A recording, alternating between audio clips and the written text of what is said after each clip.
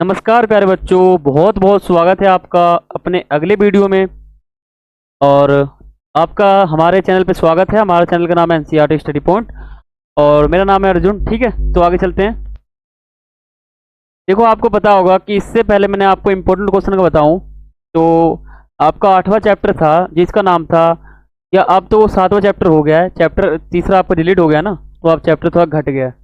तो आपका वैसे बता दूं तो 8वें चैप्टर, तो 8वां चैप्टर था आपका परिवहन और संचार। तो उसका इम्पोर्टेंट क्वेश्चन मैंने आपको करा दिया है, चैप्टर भी करा दिया है। तो अब हम देखेंगे अंतरराष्ट्रीय व्यापार का इम्पोर्टेंट क्वेश्चन, और ये चैप्टर मैंने आपको करा दिया है। आप हमारे प्ले लिस्ट पे जाकर देख सकते हो। आगे आपको बताता हूँ प्ले लिस्ट क्या होता है। इम्पोर्टेंट मोस्ट इम्पोर्टेंट क्वेश्चन आपको बताऊंगा। मेरा नाम है अर्जुन और आप हमारे चैनल पे सही क्लिक किए हैं। हमारा जो चैनल है ना, इस पर आपने क्लिक किया तो यानी आपको इम्पोर्टेंट क्वेश्चन मिल जाएगा, और बहुत ही ऐसे क्वेश्चन बताऊंगा जो आपको बहुत ही सहायता देगा। ठीक है, जो बहुत सारे पेपर में रिपीट हुआ है, कई बार बोर्ड एग्जाम में रिपीट हुआ है, वो बताऊंगा। ठीक है, तो आगे चलते हैं। देखो, यहाँ पे जो है ना, हमारा इस चैप्टर का इम्पोर्टेंट क्वेश्चन जो है वो खत्म हो जाएगा। इसके बाद हम दूसरे बुक की ओर बढ़ेंगे। देखो, यहाँ पे आपको क्या काम करना है, यहाँ पे आपको एक काम करना है, हमारे चैनल को सब्सक्राइब करके बेल आइकन पे क्लिक कर लेना है, ताकि हमारे चैनल का हर वीडियो, जो भी यहाँ आपको वीडियो दिखेगा यहाँ पर, उसका सभी वीडियो का नोटिफिकेशन आपके मोबाइल के ऊपर सबसे पहले आएगा। ठीक है, और यहाँ पे प्ले लिस्ट आप दिखाना चाहता हूँ मैं आपको। देखो, यहाँ पे बहुत सारे प्ले लिस्ट बने हुए हैं। इसका मतलब क्या है, ज्योग्राफी का आप न्यू कोर्स ज्वाइन कर सकते हो। मैंने पहले बुक को खत्म करा दिया है यहाँ पर, जो आपका पहला बुक था मानव भूगोल मानव भूगोल के मूल सिद्धांत। ठीक है, वो मैंने आपको करा दिया यहाँ पर। और हिस्ट्री का आप न्यू कोर्स ज्वाइन कर सकते हो, पॉलिटिकल का कर सकते हो, पॉलिटिकल साइंस, और ज्योग्राफी का कर सकते हो, और बाकी फिजिकल का कर सकते हो, और हिंदी इलेक्टिव का कर सकते हो। ठीक है, सभी प्रकार के जो वीडियो हैं वो आपको प्ले लिस्ट पे मिल जाएंगे। ठीक है, देखो, आपका कोई भी सवाल रहता है, कोई भी क्वेरी रहता है, तो आप मुझसे पर्सनली पूछ सकते हो। ठीक है, यूजर नेम जो है ना, यहाँ पे देखो, इस साइड आपके यहाँ पे लिखे हुए हैं। ठीक है, तो यहाँ पे आप मुझसे पर्सनली पूछ सकते हो। देखो, यहाँ पे आपको टेलीग्राम ऐप का लिंक मिल जाएगा हमारे प्रोफाइल सेक्शन पे, और हमारे यूट्यूब चैनल का लिंक मिल जाएगा। ठीक है, तो आप इन दोनों का फायदा उठा सकते हो। आप हमारे इस लिंक पे क्लिक करोगे, चैनल इस पे टेलीग्राम ग्रुप के, तो आप हमारे ग्रुप से ज्वाइन हो जाओगे। ठीक है, ज्वाइन का बटन आएगा, उस पर क्लिक कर देना, आप ज्वाइन हो जाओगे। और ये हमारा चैनल का लिंक है, इस पर आप क्लिक कर दोगे तो हम हमारे यूट्यूब चैनल पे आ जाओगे। ठीक है, देखो, आप मुझे फॉलो करना बिल्कुल ना भूलें, और आपको कोई भी सवाल रहता है तो आप मुझसे पर्सनली पूछ सकते हो। ठीक है, तो आगे चलते हैं। और देखो, आपने टेलीग्राम ग्रुप को ज्वाइन नहीं किया ना, तो आप हमारे इंस्टाग्राम पे जाकर उसके प्रोफाइल सेक्शन की बात कर रहा हूं मैं, प्रोफाइल सेक्शन पे जाकर वहां आपको एक लिंक दिखेगा, उस पर आप क्लिक करके हमारे ग्रुप के ऊपर आ सकते हो, और इस पर क्लिक करके ज्वाइन हो सकते हो। या तो आप हमारे टेलीग्राम, एक ग्रुप है, एक टेलीग्राम ऐप है, वो डाउनलोड करोगे अपने मोबाइल में प्ले स्टोर से, और सर्च करोगे ये नाम A.K NCERT स्टडी पॉइंट, तो ग्रुप ऊपर आ जाएगा। आप इस पर क्लिक करके ज्वाइन हो सकते हो। दो रास्ते हैं आपके पास, पहला इंस्टाग्राम का, दूसरा सर्च का। ठीक है, तो आगे चलते हैं। इससे पहले कराए गए इंपॉर्टेंट क्वेश्चन सभी चैप्टर्स के, जो आपका पहला बुक है उसके मैंने कौन कौन से चैप्टर्स के इंपॉर्टेंट क्वेश्चन करा दिए हैं और कौन कौन से नहीं कराए, वो मैं आपको बताता हूं।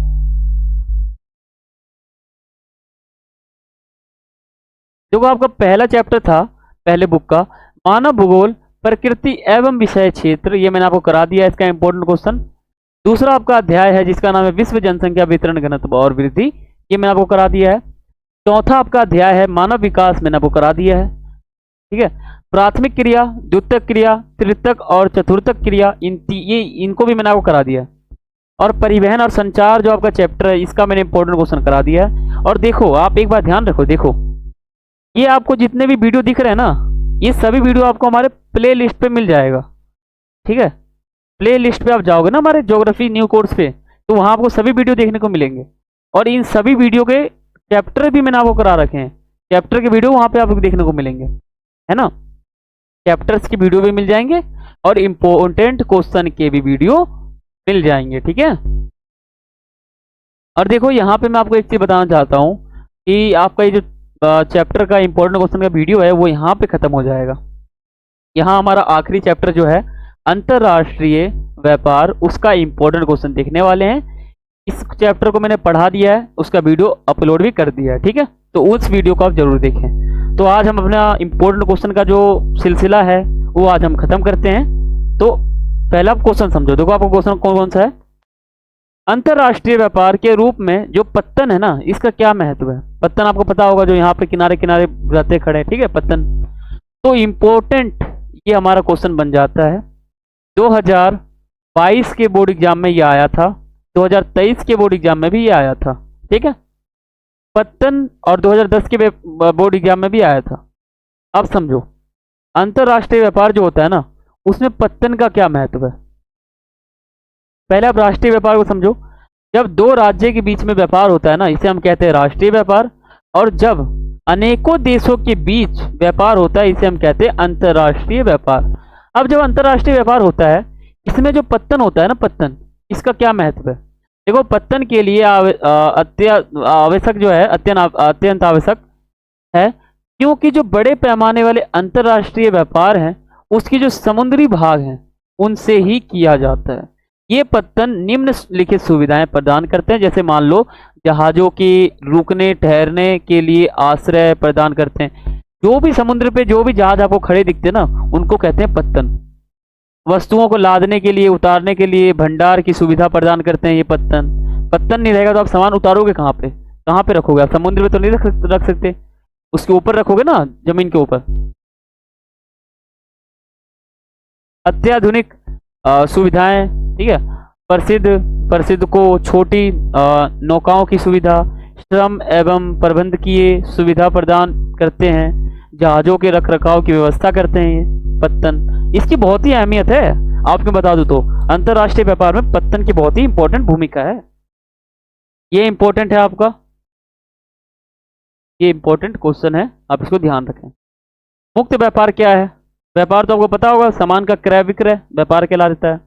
लेकिन व्यापार तो होता है सामान का क्रय विक्रय, लेकिन जब अब इसका मुक्त व्यापार क्या होता है। मुक्त व्यापार देखो, जब दो देशों के मध्य व्यापारिक बाधाएं हट जाती हैं, जैसे मान लो सीमा शुल्क खत्म हो जाता है, तो इसे हम मुक्त व्यापार कहते हैं। मुक्त व्यापार के गुण कौन से हैं, दोष कौन से हैं, ये इंपॉर्टेंट है। गुण बताता हूं आपको। देखो, घरेलू उत्पादों एवं सेवाओं को अंतरराष्ट्रीय प्रतिस्पर्धा मिलती है, जिससे उत्पादन की गुणवत्ता में वृद्धि होती है, व्यापार में वृद्धि होती है। पहला गुण है हमारा। दोष क्या है।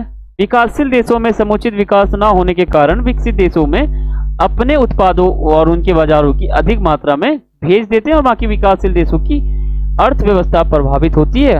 उनके जो है अपने उद्योग बंद हो जाते हैं, है ना। ये इसके कुछ दोष हैं, कुछ कमियां हैं। ये इंपॉर्टेंट है, 6 नंबर में आएगा आपका बोर्ड एग्जाम में, ध्यान रखें। और ये बताओ ना, तो 2022, 2010, ठीक है, 2010, 2023 में आ रखा है बोर्ड एग्जाम में, ठीक है। अंतरराष्ट्रीय व्यापार के 3 महत्वपूर्ण पक्ष के विश्लेषण कीजिए। व्यापार का परिणाम पहला हमारा पक्ष है, व्यापार संयोजन, व्यापार की दिशा, ये 3 हमारे पक्ष हैं। देखो, व्यापार की गई वस्तुओं का वास्तविक तौल परिणाम कहला देता है। सभी प्रकार की व्यापारिक सेवाओं को तौला नहीं जा सकता, इसलिए व्यापार की गई वस्तुओं व सेवाओं के कुल मूलक व्यापार को परिणाम के रूप में माना जाता है। व्यापार संयोजन, व्यापार संयोजन से अभिप्राय देशों द्वारा अत्यंत वह नियमित वस्तुओं व सेवाओं के प्रकार हुए परिवर्तन से है। जैसे पिछली शताब्दी के शुरू में प्राथमिक उत्पादों का व्यापार प्रधान था, बाद में निर्माण क्षेत्र की जो वस्तुओं का आधिपत्य हो गया है, और बाकी जब सेवा क्षेत्र जो है वो तेजी से बढ़ गए हैं, ठीक है। व्यापार की दिशा, व्यापार किस दिशा में होता है। देखो, पहले विकासशील देश जो है ना, वो कीमती वस्तुओं का, शिल्प कला की वस्तुओं की आदि निर्यात करते थे। जो विकासशील देश है ना, वो शिल्प कला वाली जो वस्तु है उसको बेचते थे अन्य देशों में। लेकिन 19वीं शताब्दी का मतलब है 1801 से लेकर, सॉरी 1901 से लेकर, नहीं यही आएगा। देखो, अभी 21वीं शताब्दी चल रहा है ना, 1900 से लेकर 1900, एक तरह से आप ये मान सकते हो। देखो, मैं आपको समझाता हूँ, आपको ऐसे समझ नहीं आएगा, आपको ना समझना पड़ेगा। तब देखो, शताब्दी का मतलब क्या होता है, इसे हम सदी भी कह देते हैं। 1901 से लेकर 2000 तक के जो समय होते हैं इनको कहते हैं हम 20वीं शताब्दी। 1801 से लेकर 1900 तक का जो समय है ना इसको हम कहते हैं 19वीं शताब्दी। ठीक है। यूरोपीय देशों ने विनिर्माण वस्तुओं को अपने उपनिवेशों से खाद्य पदार्थ व कच्चे माल के बदले निर्यात शुरू कर दिया। ठीक है। वर्तमान में भारत ने विकसित देशों के साथ प्रतिस्पर्धा शुरू हो गई और आज चीन तेजी से व्यापार कर रहा है। ठीक है। मुक्त व्यापार की नीति को अपनाया था चीन ने। देखो क्या होता है अंतरराष्ट्रीय व्यापार का मतलब समझो। इस चैप्टर का नाम ही अंतरराष्ट्रीय व्यापार है और इसका इंपॉर्टेंट क्वेश्चन हम देख रहे हैं। इंपॉर्टेंट क्वेश्चन देखने से पहले आप समझो। देखो ये पूरा एक देश है, ये भारत है, पाकिस्तान है, अफगानिस्तान है, नेपाल है, ठीक है, चीन है, ठीक है, यहाँ पे अमेरिका पूरा दिखेंगे, रसिया दिख जाएंगे। तो इनका आपस में व्यापार होता है ना, इसी को कहते हैं हम अंतरराष्ट्रीय व्यापार। ठीक है।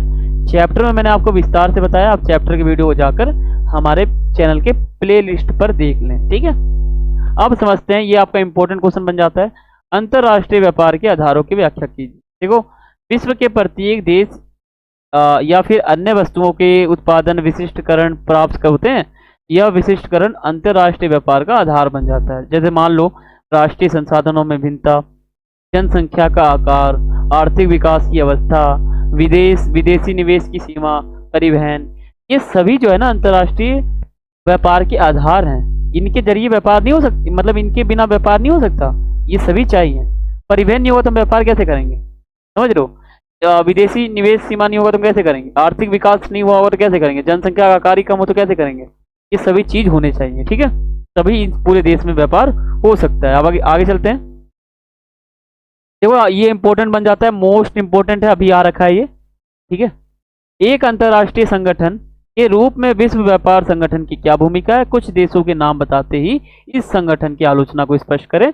विश्व व्यापार संगठन की नींव GATT यानी general agreement on trade and tariff, क्या इसका फुल फॉर्म हो जाएगा, याद रखना, के रूप में 1948 में पड़ी। 1945 में गाट या फिर हम इसे फुल फॉर्म इसे ये कह देते हैं, विश्व व्यापार संगठन के रूप में परिवर्तन हो गया। इस भूमिका में निम्नलिखित काम होते हैं। विश्व व्यापार संगठन एकमात्र ऐसा अंतरराष्ट्रीय संगठन है जो राष्ट्रों के मध्य विवादों को निपटाता है। मान लो दो व्यक्ति हैं, वो अगर आपस में व्यापार करेंगे तो हमें जो अंधबंध है, जो झगड़े हैं वो खत्म होंगे। यह संगठन दूर संचार और बैंकिंग जैसी जो सेवाएं हैं और अन्य विषयों पर जो बौद्धिक संपदा है वो अधिकार व्यापार में सम्मिलित है। आलोचना WTO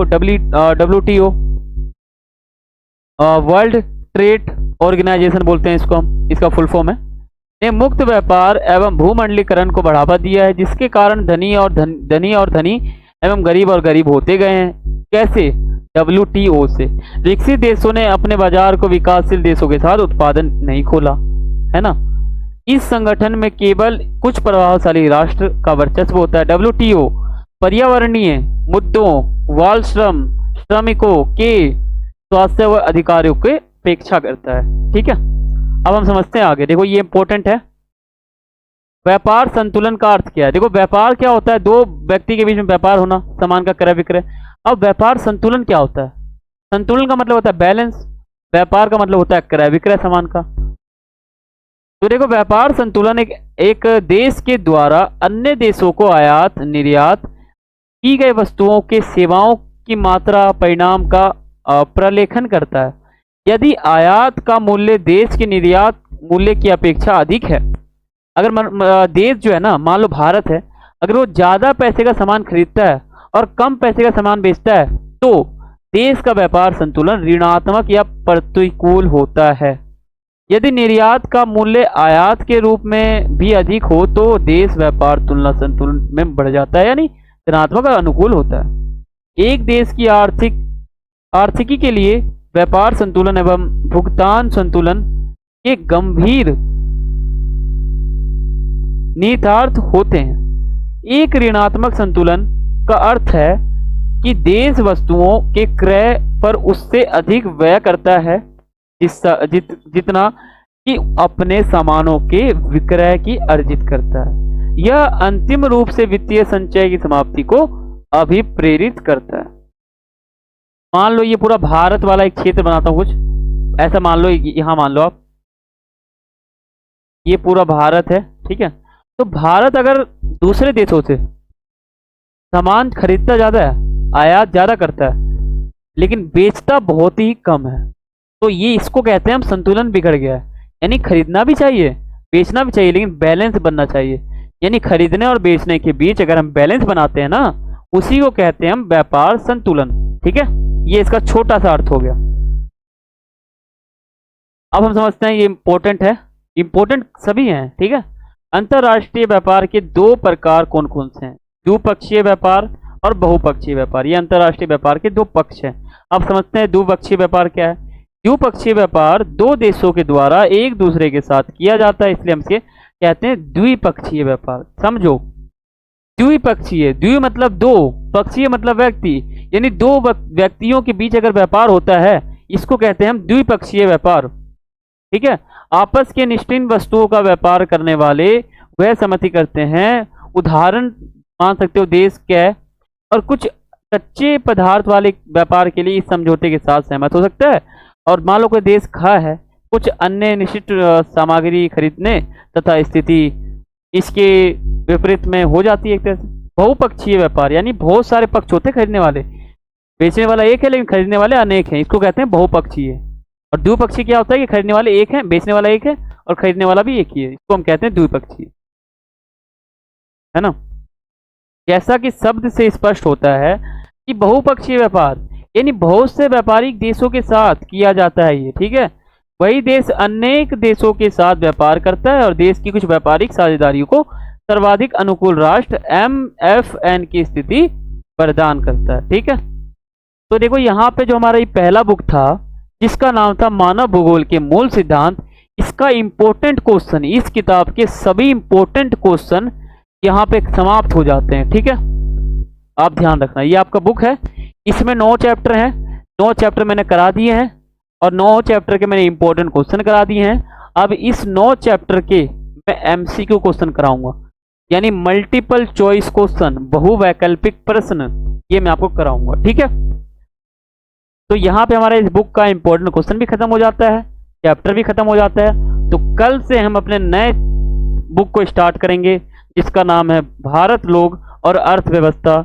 इसके हम सभी चैप्टर्स को देखेंगे आसान से आसान भाषा में, और इसी चैप्टर्स के हम इंपॉर्टेंट क्वेश्चन भी देखेंगे बहुत ही इजी भाषा में, ठीक है। तो कल से हम अपने दूसरे बुक के इंपॉर्टेंट क्वेश्चन को शुरू करेंगे और साथ ही चैप्टर्स को भी शुरू करेंगे, ठीक है। तो आप हमारे चैनल को सब्सक्राइब करके बेल आइकन पे क्लिक करें, ठीक है। तो देखो यहाँ पे मैं आपको कुछ काम देता हूँ, और काम हालांकि कई बच्चों को पता भी होगा और कई बच्चे सोच भी रहे होंगे कि सर मुझे यही काम देंगे। देखो, पहला काम आपको करना है चैनल को सब्सक्राइब, दूसरा चैनल को लाइक, ये बेल आइकन पे क्लिक, ठीक है, तीसरा वीडियो को शेयर।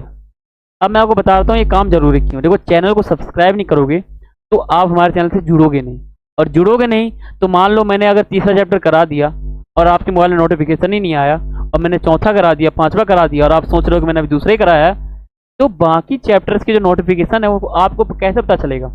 चैनल को सब्सक्राइब करना जरूरी है, ठीक है। और शेयर नहीं करोगे तो हमारे चैनल पे व्यू नहीं आएंगे, व्यू नहीं आएंगे तो कहीं ना कहीं वीडियो बनाने का इच्छा जो है कम होता जाएगा, है ना, गिरता जाएगा नीचे। तो आप वीडियो को लाइक भी करें, ठीक है, कमेंट भी आप करें, अगर आपको कुछ भी पूछना हो तो आप कमेंट भी कर सकते हो, और शेयर करें, सब्सक्राइब करें और लाइक और बेल आइकन पे क्लिक करें, ठीक है। तो मिलते हैं अगले वीडियो में, यानी अगली बार हम ना दूसरे बुक को स्टार्ट करेंगे। दूसरा बुक है हमारा भारत, लोग और अर्थव्यवस्था को शुरू करेंगे पहले चैप्टर से, ठीक है, और उसके इंपॉर्टेंट क्वेश्चन को भी देखेंगे और MCQ क्वेश्चन को भी देखेंगे। तो मिलते हैं अगले वीडियो में, तब तक के लिए सभी को थैंक्स फॉर वॉचिंग। जय हिंद, जय भारत।